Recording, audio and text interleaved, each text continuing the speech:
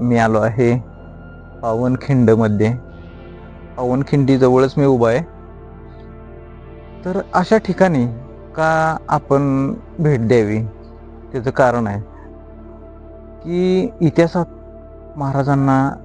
महाराजांच्यासाठी जीव की प्राण, जीव किंवा प्राण याच्याकडे न लक्ष देता वाटेल त्या ठिकाणी महाराजांसाठी उभे राहणारे आपले बाजीप्रभू, आणि इथं त्यांनी शौर्याची गाथा लिहिली आणि ती जोपर्यंत धरती आहे तोपर्यंत ती तशीच राहणार आहे आणि आपल्याला एनर्जी देणार आहे की स्वामीनिष्ठा म्हणजे काय असते, तर त्यातून आपल्याला कळतं.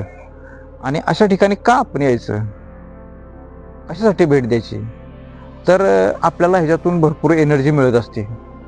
मात्र ते आपण फील करणं गरजेचं आहे. नुसतंच आपण येतोय जातोय बघतोय असं नाही, तर त्यांचा इतिहास आठवला पाहिजे, पराक्रम आठवला पाहिजे आणि आपण बी काहीतरी केलं पाहिजे.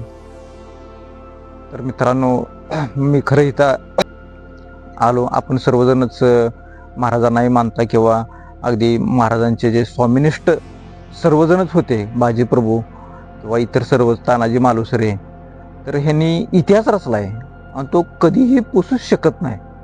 त्यामुळं आपण अशा ठिकाणी येणं गरजेचं आहे.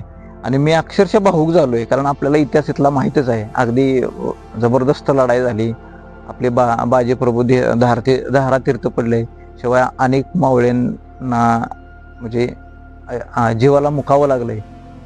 तरी पण ती गोष्ट आपल्याला एनर्जी देणार आहे की कसं वीरत्व कसं असावं आणि मृत्यूला कसं सामोरे जावं, हे आपल्याला ह्या खिंडीतून कळतं. तर मला खरंच समाधान वाटतं की मी आज इथं आलो. जय भवानी, जय शिवाजी, अशी ही पावनखिंड आपण जवळून बघूयात.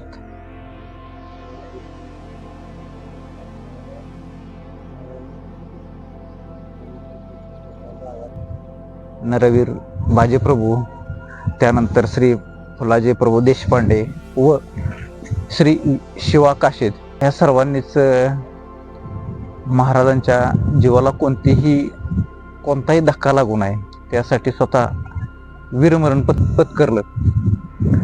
तर बाजीप्रभू देशपांडे शूर, स्वामीनिष्ठा आणि शेवटपर्यंत लढण्याची ताकद, आणि जोपर्यंत महाराज जात नाहीत त्यांच्या सुरक्षित ठिकाणी तोपर्यंत ध्येय खाली ठेवला नाही.